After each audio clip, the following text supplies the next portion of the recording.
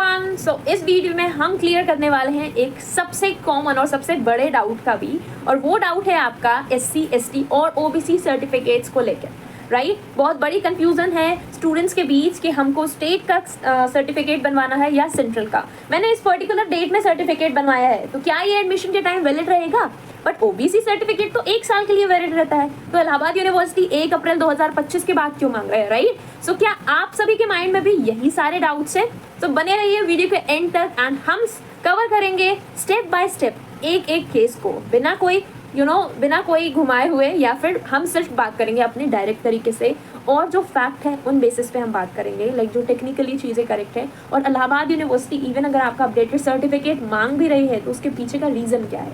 Right, सो हम start करते हैं सबसे पहले अपने पार्ट 1 ऑफ द वीडियो को, जो कि है आपका SC और ST कैटेगरी के सर्टिफिकेट को लेकर। सबसे पहली बात ये आप लोग क्लियर करिए, जैसे कि आप लोग क्या करते हैं यूट्यूब वीडियोज़ में आपने देखा है कि आप लोग सेंट्रल का सर्टिफिकेट चाहिए, सेंट्रल गवर्नमेंट का SC और ST का कैटेगरी सर्टिफिकेट चाहिए। सबसे पहले चीज़ समझिए, if someone is saying central का सर्टिफिकेट, सो सेंट्रल गवर्नमेंट का certificate means it should be in the format of central government, right, उसके फॉर्मेट का बना होना चाहिए, ठीक है। नाउ सेकेंड चीज़ बात करते हैं, SC और ST कैटेगरी में आपका अलग से कोई सर्टिफिकेट नहीं बनता है, दोनों चाहे वो स्टेट का हो चाहे सेंट्रल का हो, दोनों एक ही सर्टिफिकेट बनते हैं, राइट। सो SC ST में आपका ये होता है। बात करें आपका बेसिकली अगर हम बात करें आपके सेंट्रल के सर्टिफिकेट की, वो भी SC ST के, अभी देखो कन्फ्यूजन यहीं आ जाती है, कुछ लोग उसी सर्टिफिकेट को सेंट्रल का भी बोल देते हैं, कुछ लोग हैं उसी सर्टिफिकेट को स्टेट का भी बोलते हैं। तो सिर्फ ये बातों का फेर है जिसमें आप कंफ्यूज हो जाते हैं, एंड इस चीज़ को माइंड में क्लियर करिए। इवन तो आप अपने एरिया के जहाँ से भी आप बिलोंग करते हैं, अगर वहाँ से जाके अपने SDM ऑफिस से या फिर तहसील से पता करेंगे ना, तो आपको समझ आएगा कि एक ही सर्टिफिकेट बनता है, सेंट्रल का हो चाहे स्टेट का हो, ठीक है। बट फ़र्क सिर्फ इतना होता है कि आपका जो सर्टिफिकेट है वो प्रॉपरली वैलिड होना चाहिए, लाइक उस पर तहसीलदार, SDM या फिर किसी कॉम्पिटेंट अथॉरिटी के साइन होने चाहिए, राइट, या उनके थ्रू बना होना चाहिए, तब वो आपका सेंट्रल जगह पे वैलिड होगा। लाइक हमारी इलाहाबाद यूनिवर्सिटी के कॉन्टेक्स्ट में अगर हम बात करें, सो बेसिकली इलाहाबाद यूनिवर्सिटी हमारी एक सेंट्रल यूनिवर्सिटी है।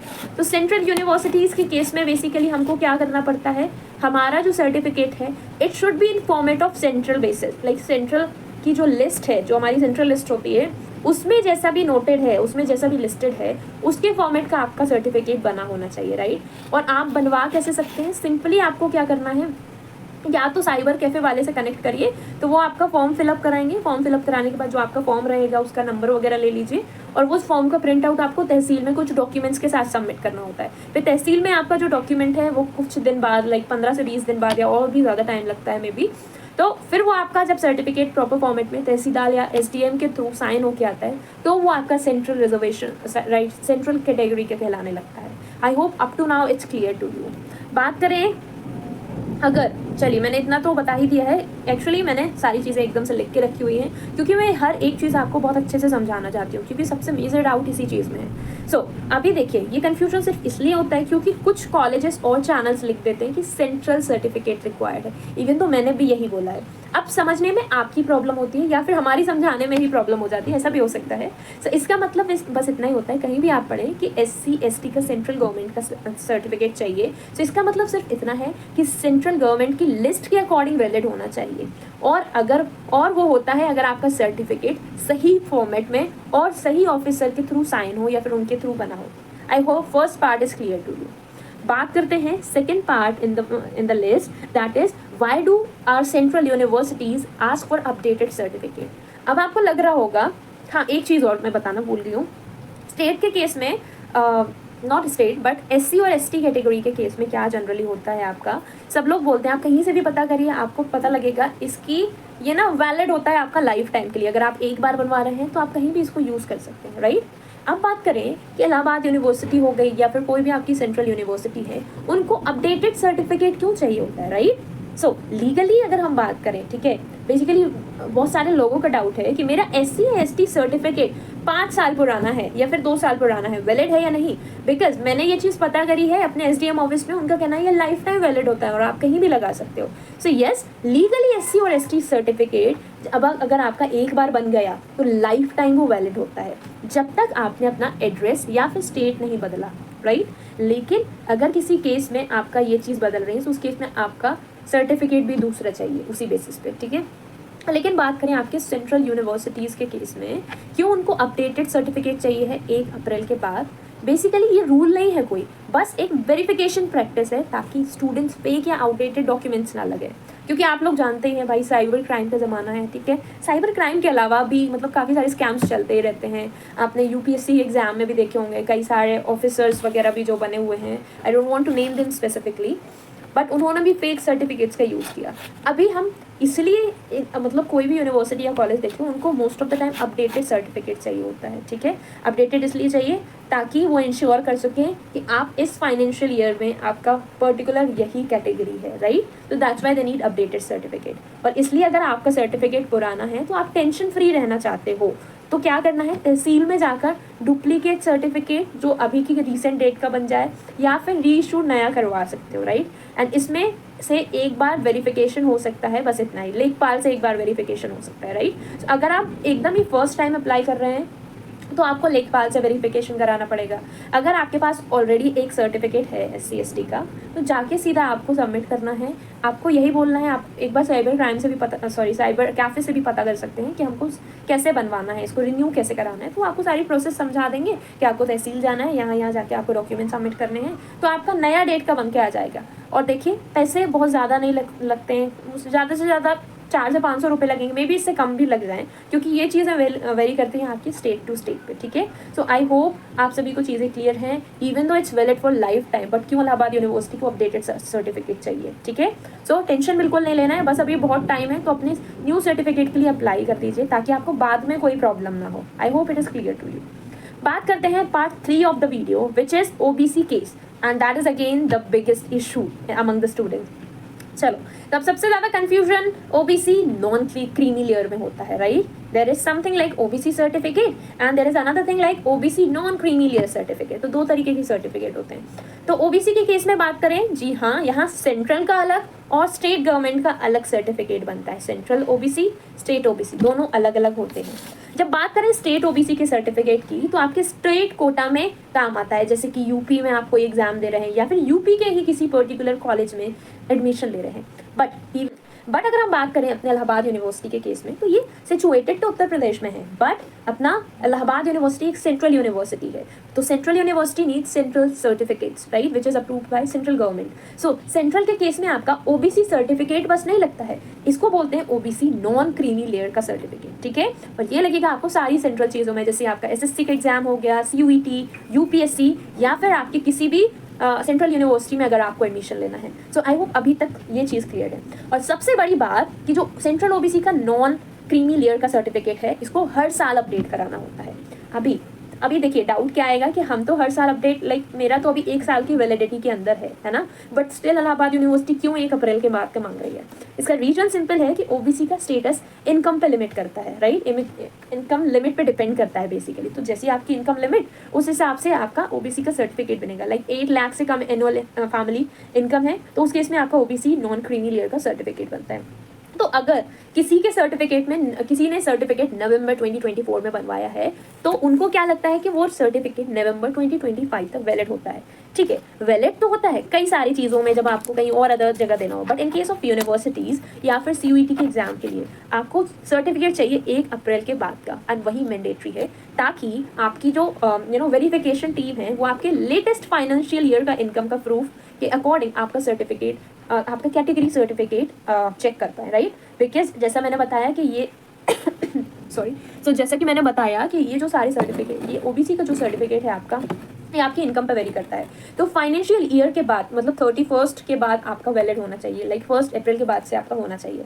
और यही सिनेरियो आपका सेम चलता है आपका SSC और UPSC में, राइट। बट पुराना रिजेक्ट हो जाएगा अगर आपकी डेट पुरानी हुई। So that's why it is suggested for you to apply for new OBC certificate, because university reverify करेगी कि इस फाइनेंशियल ईयर में आपकी कितनी पर्टिकुलर इनकम है। क्योंकि जो आपका लास्ट आपने जो नवंबर 2024 में बनाया है, उसके अकॉर्डिंग आपकी वो बनाया है आपके लास्ट ईयर के इनकम के बेसिस पे, राइट, आपके फादर की लास्ट ईयर के इनकम के बेसिस पे। But university needs new updates, right. I hope third part is also clear to you. बात करते हैं पार्ट 4 की, जिनमें हम डिस्कस करने वाले हैं कई रियल लाइफ केसेस के, just for the sake of clarity, ठीक है। केस नंबर 1, मैं एग्जाम्पल दे रही हूँ, ये किसी का डाउट हो भी सकता है और नहीं भी हो सकता, राइट। अगर कोई बोले कि मेरे पास 2018 का SC का सर्टिफिकेट है तो और मैं इलाहाबाद यूनिवर्सिटी में एडमिशन लेना चाहती हूँ, तो क्या वैलिड है?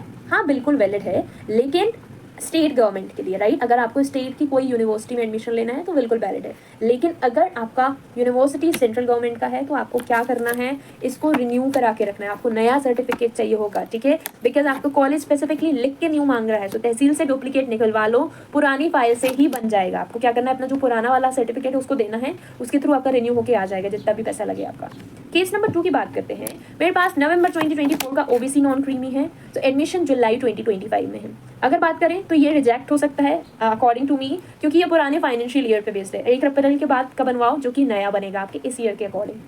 मेरा केस 3, मेरा OBC सर्टिफिकेट बनवाते वक्त सेंट्रल नहीं बोला मैंने, लाइक आपने OBC सर्टिफिकेट तो बनवाया लेकिन आपने सेंट्रल नहीं बोला, तो हो सकता है आपको सिर्फ स्टेट का OBC मिला हो।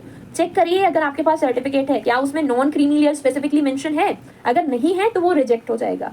और इस केस में अगर आपको क्या करना है, आपको करना है नए के लिए अप्लाई, ठीक है। जब आप फॉर्म भरो तो उसमें क्लियरली बोलो that I want central OBC non creamy layer का नॉन क्रीमी। बात करें आपके केस नंबर 4 की, दैट इज अबाउट कि अगर मेरे तहसील वाले बोल रहे हैं, लाइक मेरे एरिया के तहसील वाले तो बोल रहे हैं कि SC और ST का जो सर्टिफिकेट है वो लाइफ टाइम वैलिड होता है, तो Allahabad university new and updated certificate क्यों डिमांड कर रही हो। तो जैसा कि वो बोल रहे हैं तो वो एग्जैक्टली सही बोल रहे हैं, like legally it's correct, technically it's correct, law के हिसाब से हर चीज़ वैलिड है, like not her cheese but SC और ST के कैटेगरी का सर्टिफिकेट लाइफ टाइम वैलिड है। बट यूनिवर्सिटी के रीसेंट वेरिफिकेशन के लिए आपको नया निकलवाना पड़ेगा, तो इसलिए पैनिक मत करो, पैसा उतना ज़्यादा नहीं लगता है, राइट। 200-250 या फिर ज़्यादा से ज़्यादा 500 रुपये लगेंगे, आप अपना नया सर्टिफिकेट निकलवा सकते हो, राइट। सो आप वो कर लो क्योंकि अभी टाइम है, अभी रजिस्ट्रेशन भी स्टार्ट नहीं हुआ है। बात करेंगे नेक्स्ट केस की, क्या लेखपाल ज़रूरी है। तो हाँ, अगर आप फर्स्ट टाइम अपना सर्टिफिकेट बनवा रहे हो तब, SC ST का पहली बार अगर बनवा रहे हो तो उस केस में आपको लेखपाल की मीटिंग ज़रूरी है, लाइक वो वेरीफाई करेंगे कि आपका एड्रेस क्या है, या फिर मतलब कहाँ के रहने वालों की, या फिर आप वो चीज़ चेंज करा रहे हो, अगर आप अपना एड्रेस चेंज करा रहे हो, आप UP से थे अभी आप बिहार में रहने लगे हैं, तो उस केस में आपको लेखपाल का वेरिफिकेशन चाहिए पड़ेगा।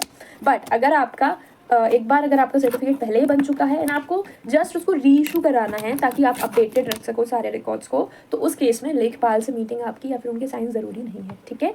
बात करते हैं आपके part 5 of the video, like we have covered different cases and final words are about how to apply for certificate, right. So अगर आपको नया बनाना है तो UP के स्टूडेंट हो अगर आप, तो आप क्या कर सकते हो, आपको साइबर कैफे पे जाना है, उनसे बोलना है कि हमारा सर्टिफिकेट बनना है, OBC का हमारा सेंट्रल बनना है, और SC ST का भी आप सेंट्रल बोल के ही करिएगा, ताकि जो फॉर्मेट वो यूज़ करें उसके लिए वो करेक्ट फॉर्मेट यूज़ करें। बाकी वो वेबसाइट अगर आप खुद से भी रजिस्टर करना चाहते हैं तो, लेकिन मैं आपको नहीं कहूँगी कि आप रिस्क लो, ठीक है। बट अगर खुद से करना है तो मैं वेबसाइट का नाम बता रही हूँ, दैट इज़ edistrict.up.gov.in, इस पर आपको अप्लाई करना है, ठीक है। If you are from Bihar, so उनके लिए serviceonline.bihar.gov.in, इस पर आपको अप्लाई करना है, या फिर साइबर कैफे के थ्रू अप्लाई कराना है। Documents required are Aadhaar card, आपका आधार कार्ड, ओल्ड सर्टिफिकेट अगर है तो ठीक है, नहीं तो नया तो ठीक है। इनकम प्रूफ चाहिए फॉर OBC सर्टिफिकेट एंड आपकी एक पासपोर्ट साइज फोटो। ऑफलाइन तहसील से भी कर सकते हो उस चीज़ को, ऑनलाइन के अलावा तहसील से कैसे करना है, लेखपाल के सिग्नेचर हो सकता है अगर वो फ्रेश बनवा रहे हो, ठीक है। डोंट पैनिक बिकॉज सब बहुत सिंपल है, बस थोड़ा सा माइंड में हाइप बन गया है और कन्फ्यूजन भी हो गई है, just because you are visiting a different channels, right.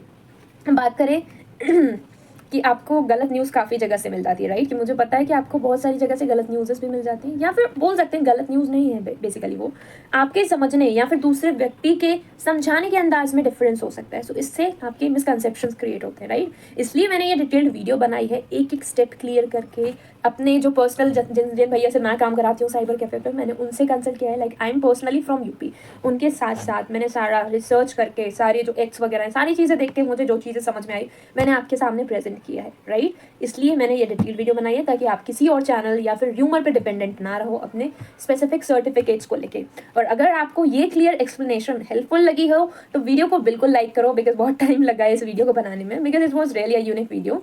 And comment में अपना केस लिखना, लाइक अभी भी अगर डाउट है so please do let me know in the comment section, मैं हर कमेंट का रिप्लाई करूंगी आपकी कैटेगरी से रिलेटेड। और चैनल को सब्सक्राइब करो ताकि इलाहाबाद यूनिवर्सिटी से रिलेटेड हर अपडेट आपको मिल पाए। सो मिलते हैं नेक्स्ट वीडियो में and all the best for your admission. Bye bye.